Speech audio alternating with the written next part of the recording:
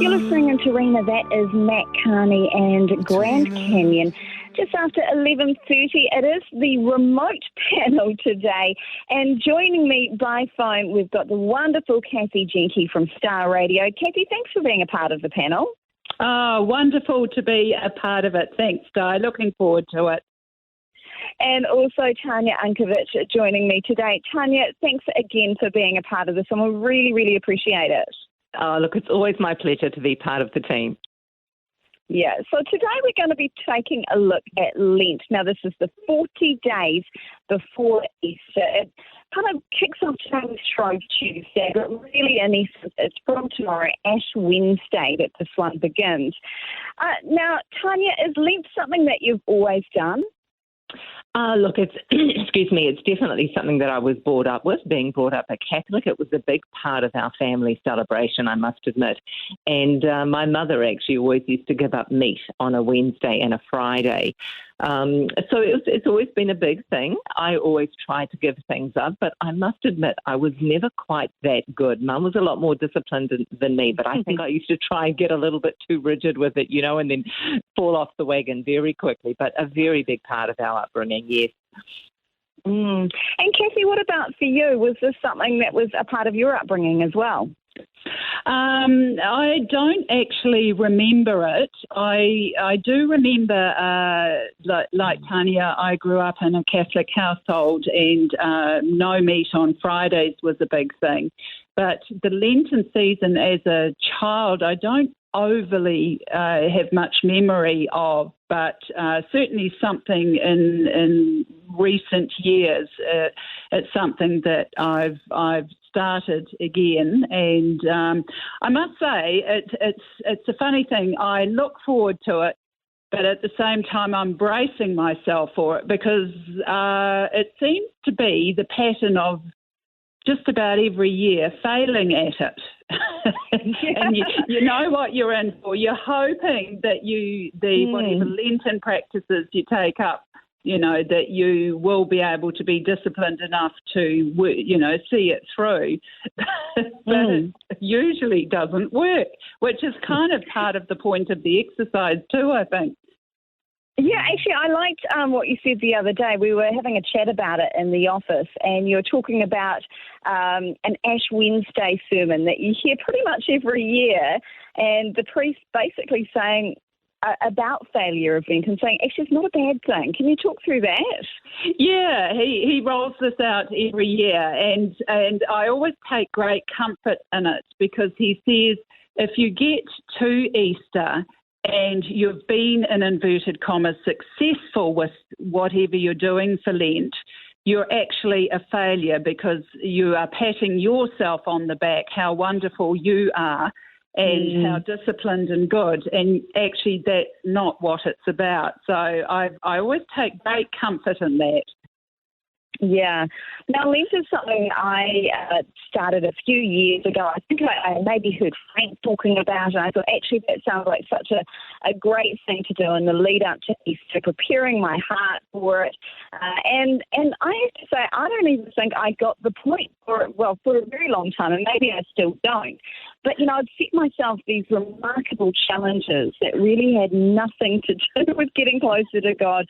Things like a plastic-free Lent or a rubbish-free Lent. And I'd get to the end and I'd have half a bag of rubbish, and I'd pat myself on the back and feel really amazing. But I don't think I ever really got the point and really perhaps enhanced my walk with God. So I have to admit, the whole Lenten practice thing, I'm still learning, I'm still being challenged by it, and my hope this year is certainly what Frank said, is just to open ourselves to the gift of grace and mercy when it comes to knowing God and not being so distracted by those other things. Yeah, so Tanya, tell us about your Lenten journey. Has there ever been a year where you're like, okay, this year I'm giving up coffee, or this year I'm going to do this? Do you do things like that? I used to, but then I kept failing at it, if you want to use the word fail. And so I decided not to do that anymore because, I just thought, you know what, Tanya, you're doing it for the wrong reason. And I then started looking at Lent as a time, as a gift of being able to go within, to spend time with God, to get closer to God, to hear more, to be in a place of quiet and silence. So, you know, I see Lent now for me, this is for me, as a time to push reset, a time to let go of stuff that I'm hanging on to, a time to forgive others, myself, and to let go of all of these worn-out beliefs and conditions that may have built up during the year, and, you know, to just make things new. And what a beautiful time to do that with. And, you know, it's a bit like putting out rubbish, isn't it? And there's always a little bit left in the bin, even when you take the rubbish out every week. and they just form a big kind of wall or whatever it is that it forms, whether it's fear, resentments, whatever. And so that's what I'm committing to this year. I'm kind of easing my way into it instead of starting on Ash Wednesday. I've decided to ease my way into it and be more mindful of what's going on and surrendering to that even deeper level, as if he was with me every single day by my side, you know, physically. So, yeah, that's my pattern. I decided to break the pattern of giving up chocolate and it not lasting and that sort of thing. You know, that kind of didn't work for me personally. Because Tanya, I so agree with that, and I love your analogy there. And I read an article recently, and it was referring to Lent, and that in some secular circles it's being picked up on and being treated as a second chance at New Year's resolutions. Good idea. And I mean, in one sense, that's a great idea. And looking at the intention of people wanting to make change, but it's not what it's about. And we tend to do those things on our own back and our own strength. And it's very, very difficult. But I like what you said, Tanya, about it being a period of time to push the reset, and it's a stock-taking time. And, so that gives room for, you know, if there's a little bit of rubbish, as you said, left in the bin, that's okay, because it is a journey.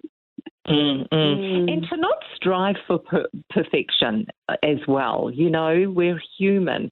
To just celebrate every little bit of progress that we make and not beat ourselves up for not doing Lent perfectly. So that's an important one for me too. Well, I think, certainly it's sort of like a reframing Lent that has been going on with all of our journeys, and I'd love to delve into this a little bit more in just a moment, and then maybe take a look at what Frank Ritchie had to say on this one. He says that Lent is a time of opening ourselves to the gift of grace and mercy when in life there are just so many distractions. So let's talk about maybe cutting out some of those distractions. What would that look like for us? And maybe look at these ideas of prayer, fasting and charity. You've joined us on a remote morning tea this morning. Good morning. And if you too are doing something for Lent, we'd love to hear from you. You can always text us on 8168. Make sure you put the keyword Rhema, a space and then your message. Morning tea today with both Tanya Unkovic, Kathy Jenke and myself. So I'm thinking we must be all having our cups of tea in our home studios as such. Kathy, Tanya, thanks for being a part of the show. You are welcome. Wonderful. So we're talking today about Lent, and I thought perhaps just over the next few minutes we could talk about what we're hoping for this year. What are some of the things that we're wanting for our Lenten journey? I really did love what Frank Ritchie had to say about the fact that he kind of looks at it in three ways. He looks at it as a prayer focus, something to to put on for Lent, I guess we could say, then a fasting, what do we give up? What are those distractions we don't need in our life? And thirdly, charity. What do we want to add to? What do we want to give to during this time? Now, Kathy, I know for you, because we have been talking about it over the last week, this has been something that's been on your mind for a little while. What you're going to do for Lent for 2021. Did you come up with anything in the end? Yes, I have. I've been putting a bit of thought into this one because often it's coming near Lent and I'm thinking of things to do and more give up, so to speak. And I've realised that what I'm thinking about is which is the path of least suffering, which is not what it's about. So, I mean, I really want Lent to be a time where I get closer to God and discover more of Him and a life with Him.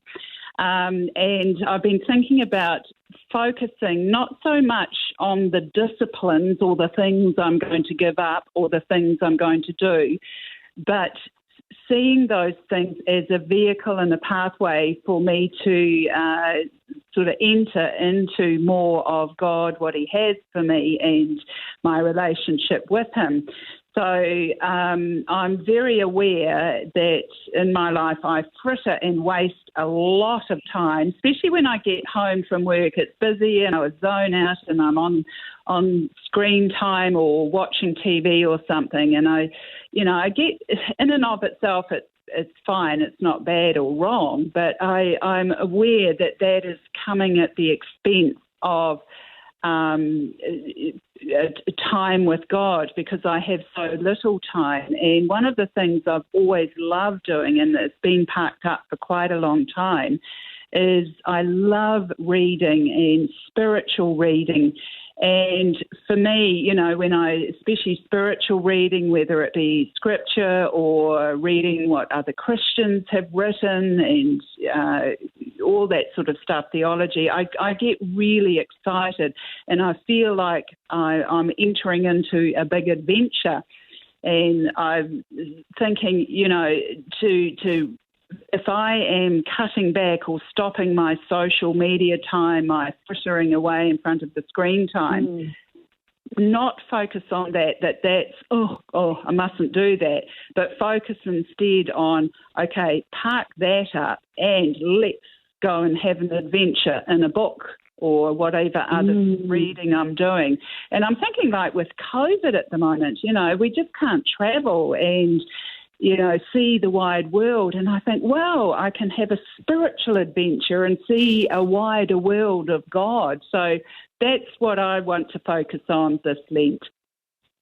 Oh, I love it, Kathy. And I love that word that you've used, adventure, because I think you do have an adventurous spirit. So I could see how this could really be something so exciting. And you know what, Kathy, if over the next few weeks you're sort of not having an adventure, I'll be asking you. I'll be saying, so Kathy, where are you at? Tell Please me about do. Your adventure today. I'll keep you accountable, all right? Good. Now, also, Tanya joins us by phone, Tanya Unkovich, and you spoke earlier, Tanya, of this being a time of resetting for you, and I'd love to delve further into what that actually means. I mean, what does a reset mean for Tanya over these 40 days? Well, as you know, I'm actually writing my third book at the moment, and that in itself is a sort of reset because there's so much of my own journey going through the book. But for me, it's about surrendering to God on an even deeper level and really listening. What is it that you want from me? How can I best serve thee? Especially professionally, because so often we go, okay, this is what I want to achieve, but is this what He wants for me? And so I'm prepared to take a leap of faith and really listen to what it is that He wants of me and how can I best be His servant in doing whatever it is that He wants for me. And I know writing a book is one way. I can really serve that way, but, how else can I serve on a deeper level? People who really need to hear whatever it is that God wants me to say. So as far as the surrender goes, there's often so many things that get in the way, right? The modern day technologies and everything else. So it's about letting go of all of the distractions, all of the habits and behaviours that get in the way of my usefulness to God. So for me, it's about surrender. And, that word reset, it's also about going, okay, is there any more rubbish left in the bin that needs to go in order for you to get closer to God? Because sometimes those old resentments and things, they crop up.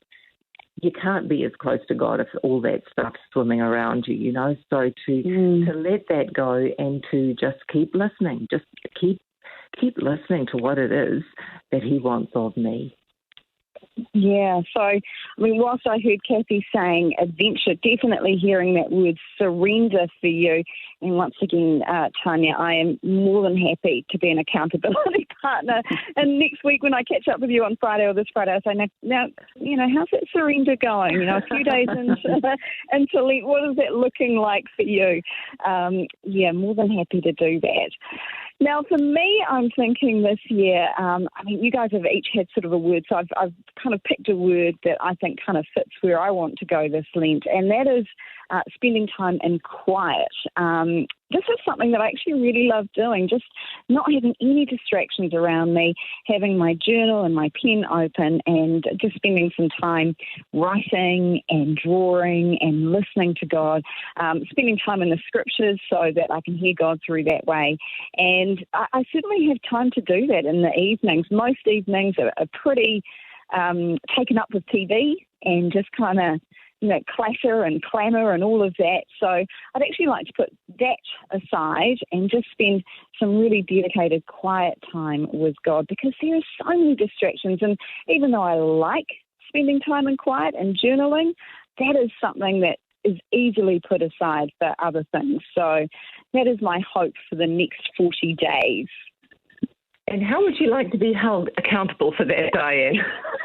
I love it. You someone was going to say, well, just ask me. Just ask me next time we have a chat, Tanya. How's that quiet time going, Di? Have you had any revelations as you've been sitting and pondering and so forth? And I'll let you know. Probably I will need to be kept accountable, because even though it is something I love to do, it is something that easily gets put aside for anything else, which is quite awful. Hey, thank you so much, ladies, for being part of the show today. Today is Shrove Tuesday, so Pancake Day. Last question, very important. Who's having pancakes today? Well, we mention it, yes. Yeah, same here, Tanya. I hadn't sort of thought about it. We gave them a pancake mixes away on Star Radio this morning, and it just didn't occur to me that, I could eat pancakes too. So that's tea sorted tonight. What about yourself, Tanya? Most definitely. I'll do them the Croatian way, though. They look a bit like crepes, and so they're very thin, big. They're about the size of a dinner plate, actually, and you roll them up. So I'll roll them up with a bit of jam and sliced banana and then a little bit of sugar on top. So it looks like a big sausage roll. There you go. Jam and so forth. It sounds delightful. Kathy, what goes on your pancakes? I'd love to know. Oh, bacon. I think I love bacon, bacon, banana, maple syrup and cream piled up really high. There must be a so good in there somewhere, Kathy. Well, thank you so much again for being a part of the show, a part of the remote panel. And who knows, maybe next week we'll be able to do that one in studio.